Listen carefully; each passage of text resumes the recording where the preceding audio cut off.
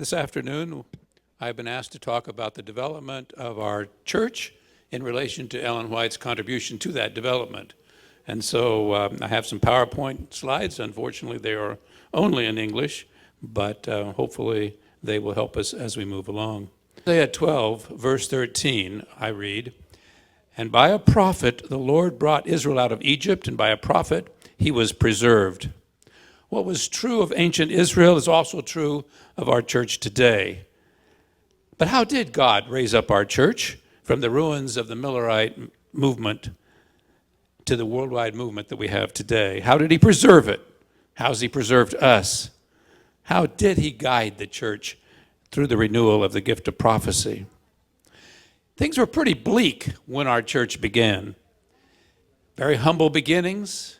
Just come through the great disappointment of 1844. We had very, very few believers. They had very little money, but God had a plan. Ellen White's first vision came when there was no doctrinal unity among those few that became leaders of our church eventually. She had a vision in December of 1844. She saw a group of people on a narrow path. They were not at the end of the path. They were at the beginning of the path. All these disappointed Millerites who had just hoped Jesus would come a few days before were thinking that this is the end of the path. It's not. The Lord showed her, no, there's more time to come. She also was shown that there was something called the midnight cry, which was very familiar to them. That was bright light. They would come through Bible study eventually to understand more about the significance of the midnight cry, which they took as being October 22, 1844. That was what they called it, the midnight cry. But the vision pointed a direction that they were to look for their disappointment. It did not answer.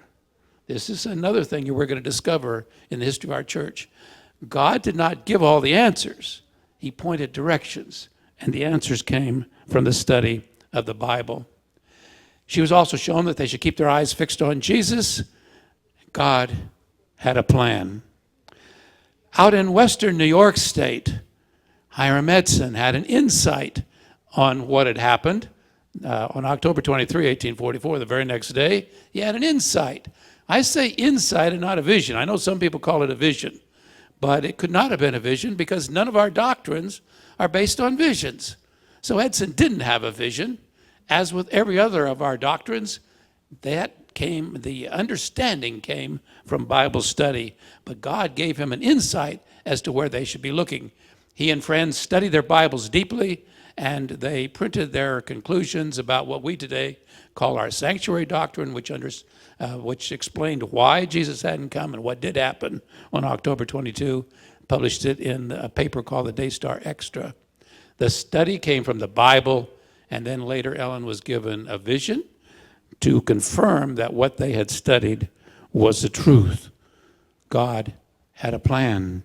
The Sabbath, likewise, Joseph Bates reads an article by a man named T.M. Preble, looks up all the Bible texts that Preble used in his article, and Joseph Bates concludes that the seventh day is the Sabbath.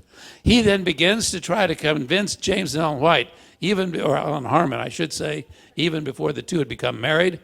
But Ellen thought that Brother Bates was kind of stressing the fourth commandment. You know, there's 10 of them, not just one. So she kind of thought he was going overboard on the fourth, or the Sabbath commandment. And at that point, Bates didn't yet accept her visions. So we had a kind of an interesting situation going on. But in 1846, August of 1846, Joseph Bates wrote his own tract on the Sabbath.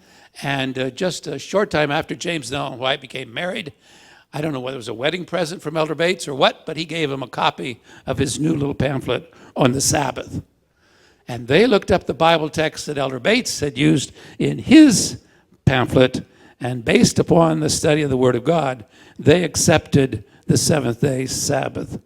But there were still other things that needed to be understood.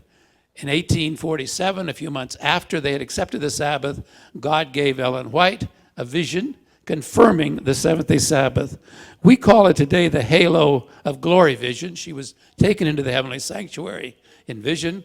She saw the law of God with a halo around the fourth commandment, indicating to her that the Sabbath that Elder Bates had been stressing and that she and her husband had just accepted was of God. God's plan was working. So God's first priority was doctrine. In the 1840s, begin to bring doctrinal unity. Still a long ways to go, but his first priority was doctrine. Hiram Edson and his friends, as we've mentioned, brought the sanctuary, understanding of the heavenly sanctuary and the significance of that doctrine. Joseph Bates and the Whites began to share about the seventh-day Sabbath. They still didn't have total unity. They still needed further light. And so they studied together, sometimes all night. Unfortunately, during this period of time, Ellen was very frustrated because her mind was locked, it seemed. She couldn't understand what they were talking about, what they were studying. And it was very frustrating to her. And then when they would come to an impasse in their study, some thought the Bible text meant this, some thought the Bible text meant that.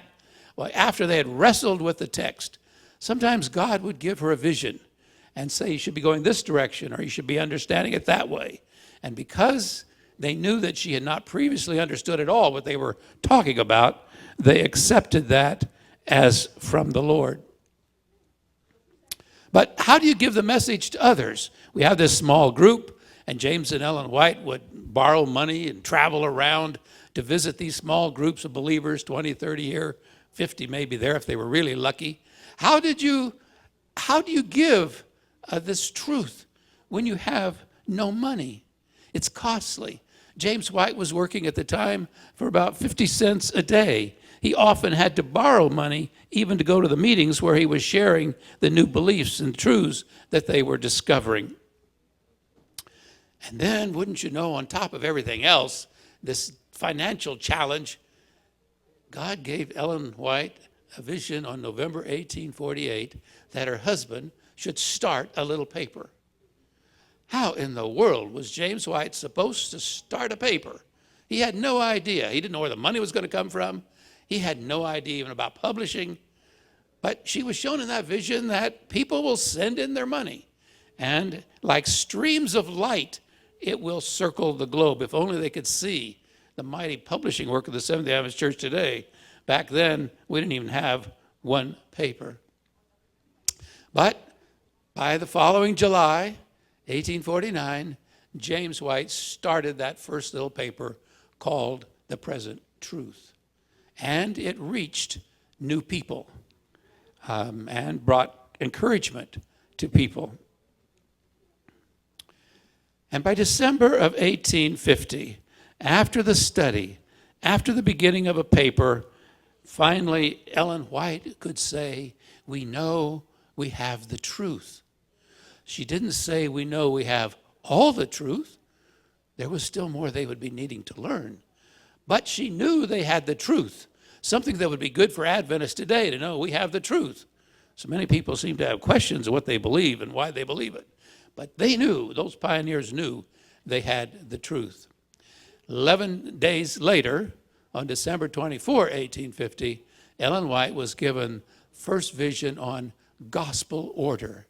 Now that they began to have a clear set core of doctrines, then God needed his second priority, which was to get them organized so they could share what they were discovering. God's plan was working. And so we come to the 1850s and God's second priority. Now, why was organization necessary? Or why is it necessary today? Well, if you want to own property, you got to have a person or an organization.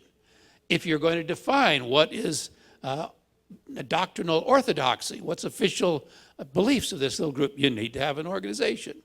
If you're going to have members, you need to have some kind of standard for membership. If you're going to need to discipline a member who's out of line, you need some organization. The workers need financial support if they're going to be able to do their job. If you're going to ever have any institutions, you need organization. In fact, even if you want to enter new fields, remember these are all people up in New England. They're not thinking inter-America yet. You needed organization. So God's plan brought about organization. Now, initially, the early members resisted organization. They thought it was Babylon. They had practically all of them had been Millerite Adventists in the 1840s. They had been expelled from their churches, so they felt that their churches had rejected the truth, and so therefore they were Babylon, and if we organized, we would become Babylon. But God had a different plan, and Ellen White was urged to get help to start the church, to become organized. I see these pictures are overlapping a little bit, but in 1851, the gentleman that's there, Stephen Smith, had to be disfellowshipped by the Washington, New Hampshire church. I don't know that you would want to have some first, but he has the distinguishment, I guess, or the distinction, I guess is the word I'm looking for, of being the first person to be disfellowshipped from a Sabbath-keeping Adventist church. Not one that you'd probably want. Fortunately, his story ends up well, and the Lord brings him back before he dies. So he died a very genuine Seventh-day Adventist, but he does have that distinguished. But that's one of the reasons why we had to have organization. And so there were articles that began to come out in the church paper about organization, gospel order. Ellen White had a vision that heaven is organized. It's not disorderly. But it still took almost 10 years for the brethren, those early pioneers, to accept the fact that we should at least consider organization. In fact, it wasn't until 1860 that the first church, a local church, actually organized legally. It incorporated the Parkville, Michigan church. We hadn't taken a name, Seventh-day Adventist, yet, so they called themselves the Parkville Church of Christ Second Advent. After we chose the name later in 1860, October 1, we adopted the name Seventh-day Adventist. Then they legally changed their name to Seventh-day Adventist. In 1860, we also organized our first legal association, the Seventh-day Adventist Publishing Association. So we organized, and then James White said, hey, if we're going to have a publishing house, we're going to have a name on the deed. What do we call this organization? And so that's when they chose the name Seventh-day Adventist. It all came part and parcel with the beginning of our publishing work. But things are beginning to move. 1861, our first local conference was organized. By 1863, we had our first general conference session. For many of you, you've probably been to a general conference session at some time in your life. Well, that first one was pretty small. It had 20 delegates from seven of the states in America at the time. So things have grown just a bit, but God's plan was working. It's moving forward. Our third priority comes in that next decade, and that is health. Once he had a group of people who had some doctrine, core beliefs, they were now organized for business. He had to get them healthy enough so they could go do something, because they were mostly all ill and broken down in health. And so on Friday evening, June 5, Ellen White received her first major health reform vision. Often in Adventist books, history books, you'll see it referred to as June 6, and that's because the vision was Friday evening after sundown, so our pioneers considered that the 6th. Today we would say Friday evening, June 5. Earlier, she had already been warned in 1848 about using tobacco, tea, and coffee. In 1851, she had another vision that again warned against the use of tobacco. In 1854, she had a vision that we should have clean bodies. You know, that was back in the time when most Americans, if they were lucky, took a bath once a week. And she was shown that we should have clean bodies, that we should care for our clothing. We should be clean and neat. Whether you're rich or poor, you can be clean and neat. And this 1854 vision talked about avoiding rich food. Eat simple foods free from grease or fat. But then her major health reform vision of Friday evening, June 5, 1863. In it, she was shown much of what she had already been shown in those earlier visions, but she also was shown that health is a religious duty. It now became elevated among the beliefs in the church. She's quoting text, 1 Corinthians 6:20, that we should glorify God in our bodies. Disease comes from violating the laws of health, she was shown. Temperance items shown in that vision. Avoid tobacco, stimulating drinks, highly spiced food. And one that hits some of us that work for the church, avoid overwork, get rest. Diet, no pork.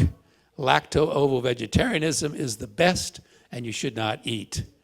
Again, clean bodies, clean clothing, clean house, and avoid dangerous drugs. Use simple remedies whenever. Those are the best of simple remedies. We are to live healthfully, not just to live longer, but the body affects our minds. That's why we Adventists want to live healthfully. How we relate to God through our mind is impacted by our health. We are to live, eat, do our best under whatever circumstances we find ourselves in. The purpose, and I want to emphasize this because some people I think, get kind of confused on this point, but the purpose, if you want to boil it down, the real purpose of our health message is to give us clear minds so we can understand God's truth and bodies healthy enough so that we can go share it with somebody else. That's really what it's all about.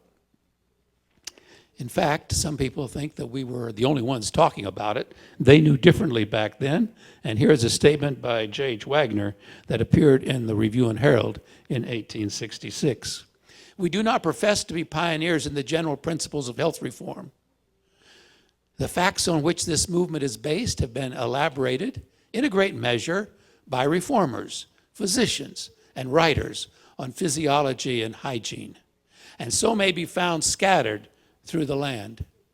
But we do claim that by the method of God's choice, it has been more clearly and powerfully unfolded, and is thereby producing an effect which we could not have looked for from any other means.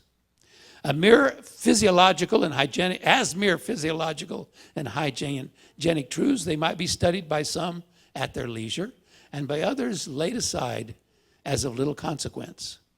But when placed on a level with the great truths of the third angel's message, by the sanction and authority of God's Spirit, and so declared by the means whereby a weak people may be made strong to overcome, and our diseased bodies cleansed and fitted for translation, then it comes to us as an essential part of present truth, to be received with the blessing of God or rejected at our peril. So, Adventists began to embark upon a healthier way of living. It took a while. Even Ellen White struggled with the health message. She loved to eat her meat. And she finally came to the place, she tells us in the testimonies, where she said to her stomach, you will just wait until you can eat good food. I'm not giving you any more meat. So even she struggled with the health message, but it certainly impacted her life in the later years of her life. On December 25, 1865, now that we had a health message, Ellen White was shown in vision that we should start a health institution of our own. The Lord was always leading out in different ways through the visions. And they moved in those days. 9 months after the vision, we opened what was known as the Western Health Reform Institute in Battle Creek. Later, it became known as the Battle Creek Sanitarium. 1870s, God's still warning about health. This time, it was against the use of alcohol. The visions on health that God has given our church have blessed us immeasurably. Statistics and studies have been conducted that show, on average, Adventists live 8 or 9 years longer than the general population of the countries where they're residing. It's incredible. And it's something that certainly challenges all of us, I think, to practice what God knows is best for our bodies. Because the basis, as I've already said, for our health reform is our relationship with God. God's plan works. So we come to God's next focus. We've had doctrine. He's got a church that's organized. He's got them healthy enough so they can go do something about it. Now he needs to get their minds clear enough so they see their mission. And the next focus, I would say, that God, at least looking historically, seemed to have been education and then mission. And this starts and comes in the 1870s especially. Now, there is not one single comprehensive vision on education, on education, like there has been on health and these other topics. She had a number of visions on education, but her first one is published in 1872 in the Testimonies for the Church, Volume 3. And in it, she called for the establishment of a school to train workers for God's cause. It was not to be a school like worldly schools. It was not to offer an impractical education based upon the classics like Greek and Latin. It was to center on the Bible. The emphasis was to be placed on practical living. It was not just to train the head, but also the hand and the heart. In other words, the whole person was to be educated. The response was James White called for a new school, a college in Battle Creek, and in 1874, Battle Creek College was actually erected. Well, Ellen White urged him to buy property out in the country. They couldn't see any sense in that. They had no idea what God was trying to show her we should be doing through vision. And so instead of buying even 40 acres that she had urged them to buy out on the edge of town, they instead bought 12 acres right across the street from the Battle Creek Sanitarium. But what are you going to do with 12 acres, or about 5 hectares? What are you going to do with that much property? They didn't have any idea at all. So they sold off 5 acres for houses to be built around the new college. And on the remaining 7 acres, or about 3 hectares, that's where the college was erected. Ellen White and her husband James were in California at the time the land was purchased. When she got back to Battle Creek, it was so much less than what God had shown her we should be having that the account is she broke down and wept. It was so far short of the ideal. But typical of Ellen White, she dried her tears and she began supporting the new school. Was it the ideal school? Of course not. But it was God's school, and it needed to be supported. I think that's another good lesson for a lot of us in the church today that think it has to only be one way. No, it was God's school. So she dried her tears, as I say, and began to support it. Education initially was classics, just like she had been shown it shouldn't be. In fact, the new school didn't even require Bible classes. Oh, there was a daily Bible lecture given by Uriah Smith, the editor of the church paper, The Review, in those days, who was remembered as being a very dry teacher, by the way. And it was open to all the students, but since it wasn't required, you can guess most didn't come. The only ones that had to attend were the theology students. 1891, Ellen White went to Australia as a missionary. She was called to go to Australia. And down there, she was determined that she would try to follow the counsels that God had given about a new school. So she called for them to buy a large tract of land away from the city. Eventually, they did find a piece of land, 1,450 acres, or almost 600 hectares. And they had a rough time doing that, by the way. The committee was so broke, had such little amount of money, that they were having a rough time even to buy train tickets to go out and look for these pieces of property. And here was a chance to buy this. And wouldn't you know, on top of that, she was calling for a school of agriculture, and the land was poor. They got a government expert to come and inspect the land. He said, well, if you're planning on growing things on that land, if a marsupial, which is a bandicoot, which is a little Australian marsupial, were to try to go across those acres that you're buying for an agricultural school, he'd have to take his lunch bucket with him, or he'd starve before he got to the other side. It's that bad. She said, no, it's not. God has shown me it's good land. And wouldn't you know, they got things planted there, and before long, it became the pride and joy of New South Wales. People would be brought, by the government even, to see the Avondale School, because that's the name that it was eventually called. Today it's Avondale College. Ellen White wanted to show her support So she bought a house, or bought property and built a house right next to the new school. And she called her home Sunnyside.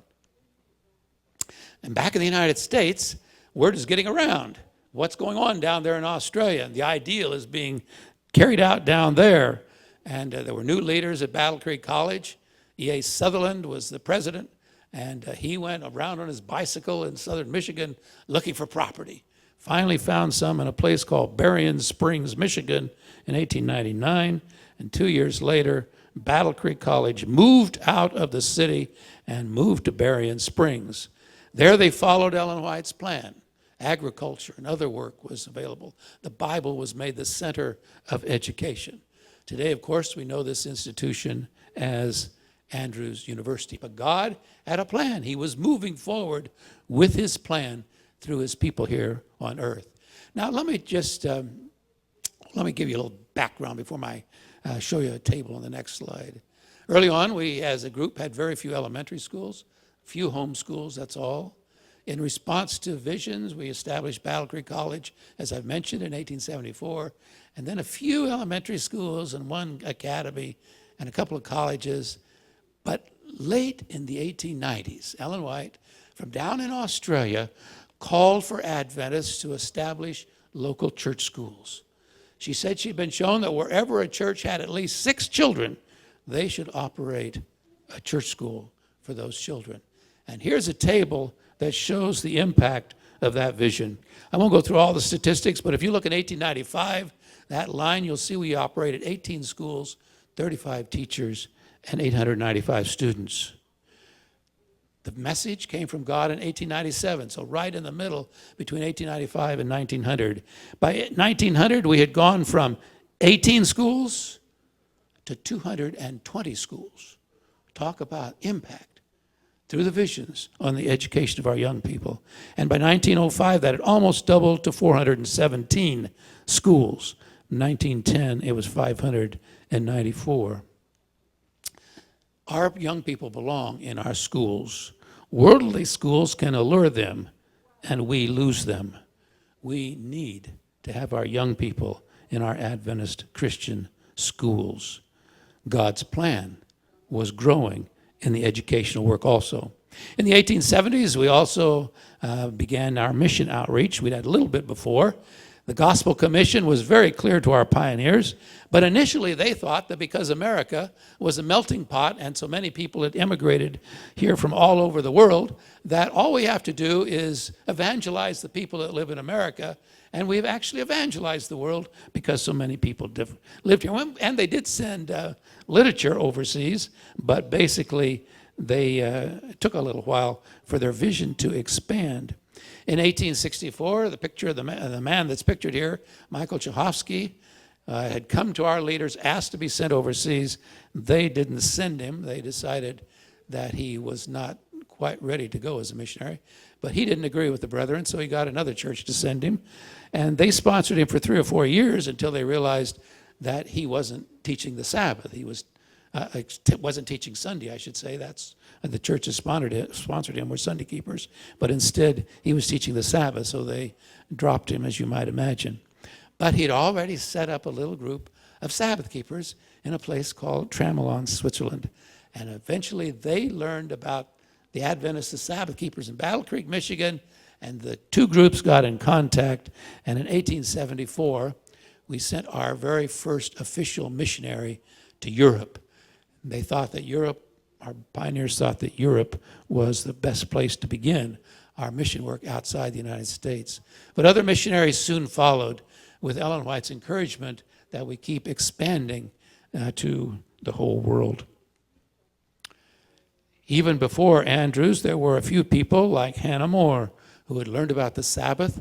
She was working in West Africa, and she began to share her faith there. Again, until the mission group that was sponsoring her realized she was keeping the Sabbath, and they dropped her. But she was an early advocate, even before Chahofsky or before Jane Andrews. But after Andrews, we have Russia. L.R. Conradi opened the work in Russia in 1882. S.N. Haskell in Australia, Elder Haskell, 1885. Abram LaRue, a layperson, went to Hong Kong and passed out literature on the wharves and the docks of Hong Kong and started the work in what today is part of China. In the West Indies, here in this division, William Arnold went as a colporteur 1889 to 1890 to begin the work there. And the list could go on and on. Here's Georgia Burris, later Burgess, who was the first missionary to India in 1895. In 1875, January 3, 1875, God has shown Ellen White in vision the work in many places. When she came out of the vision, her husband, James White, who was there, asked her if she could remember where these places were. Remember, Jane Andrews had only gone to Europe just a few months before, so we don't have work all around the world. And she says, no, I can't remember. And then she says, oh, yes, I do remember. I remember hearing the angel said Australia. Well, we didn't have any work in Australia. She also was shown publishing houses in various places. At that point, we had 2 publishing houses, both in the United States, one in Battle Creek, the Review and Herald, the other in California, then the Pacific Press. Well, she didn't know where these presses were, but she knew she'd been shown presses. In 1885, Ellen White went to Europe. She was called to Europe as a missionary. And when she got to Basel, Switzerland, and went to the publishing house, and they were showing her through the house, showing her this facility, they took her in to the print room where the presses were working. And as she looked around, she told them, I think I've seen this place before. And I remember she'd never been there before. I think I've seen this before. And she said, and by the way, where is the older man that works here? And they looked at each other. How does she know about an older man? Well, they said, you know, the department manager from this department is in the city today. She said, well, I have a message for him. The message had been given to her 10 years earlier in that vision in 1875. Later, a year or two later, when she is in Norway, she goes into the publishing house in Norway. And again, she felt like she had been there before and she had instruction from the Lord. In 1891, when she got to Melbourne, Australia, she went into our little publishing house there. Again, she felt like she'd been there before. And sure enough, she had advice that had been given to her in 1875, though she had no idea where that advice was to be given until she saw the site in 1891, the publishing house in Australia, telling me that God's plan wasn't working, it wasn't expanding. It certainly was.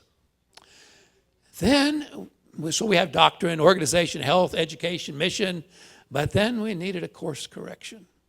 Our preaching wasn't all it could have been. Now, our pioneers knew that they were saved by faith and not works, but the present truth included the law.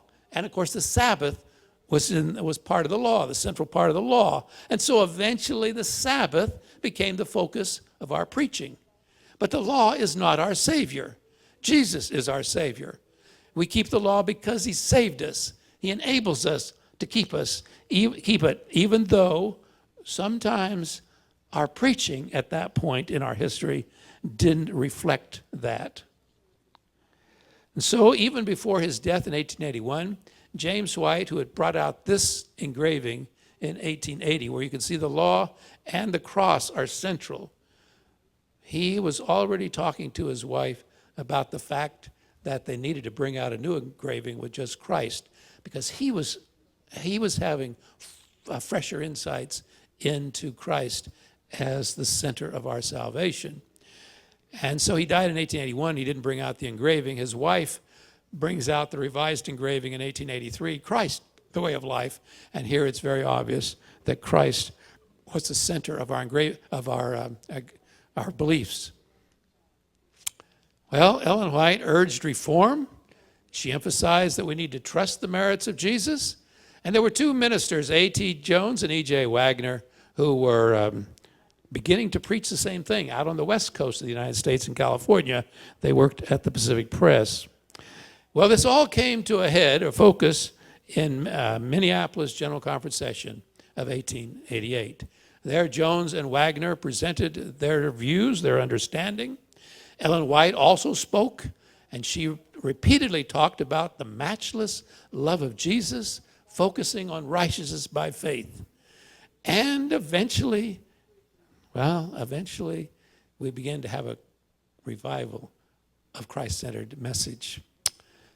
But Ellen White had said earlier that for many Adventists, until this fresh infusion of the Christ-centered righteousness by faith, that our preaching had become as dry as the hills of Gilboa. She said, as a people, we have preached the law until we are as dry as the hills of Gilboa that had neither dew nor rain. We must preach Christ in the law, and there will be sap and nourishment in the preaching that will be as food to the famishing flock of God. And in the next few years, a number of Christ-centered books came from Ellen White's pen, the first of which was Steps to Christ. God's original plan was being revised, or being renewed, I should say. And so you have doctrine, we've got that. Then we had organization, so we could preach the doctrine. Health, so we were healthy enough to go share. Education and mission, so we had minds clear enough to actually preach. Christ-centered message, and then we come to reorganization. Early organization was very simple. We had churches, conference, and the general conference. The work grew, the structure did not grow. This is the picture of the church where our general conference was organized in 1863. The authority was concentrated in Battle Creek, Michigan, with just a few men. Ellen White began to say to these men, because they didn't want to surrender their power, that she called it kingly power, because they would make decisions there and not really know what was going on out in the field. She urged that we needed better coordinated structure so the church could grow at all levels. The 1901 General Conference session, Ellen White had returned from Australia and attended that session, the first one she had been to in 10 years. Immediately after, Elder Irwin, who was the president, called the church or the conference to order. Ellen White went to the front and she began to call for reorganization as well as conversion in the hearts and lives of the church leaders. The leaders responded. They set aside the regular agenda. By the time it was over, that session was over, they had established union conferences. They had organized departments. They had expanded the General Conference Committee from 3 to 25 people. Ellen White was thrilled with the results. It wasn't until 1913 that we established divisions like the Inter-American Division that we have here. The visions of Ellen White had pointed the way that they needed to reorganize, but it was the leaders who then followed through and developed the plans for the church order that we have today. God still had a plan. So some of the ways, as we have summarized them before, that God has protected and led his church through Ellen White, through the acceptance of the original doctrines that are now our core beliefs, the organization, health message, education, and mission outreach. And then a renewal again of the Christ-centered message that our pioneers had originally begun with when they expected the Lord to return in 1844. And finally, reorganization so that we could more effectively share what God was leading this church to accomplish.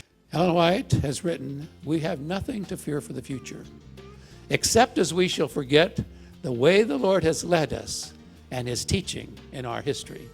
When we look at his leading in our history, we can certainly see that God guided us all along. And you know what? God still has plans for this church. And he has a plan for you and for me.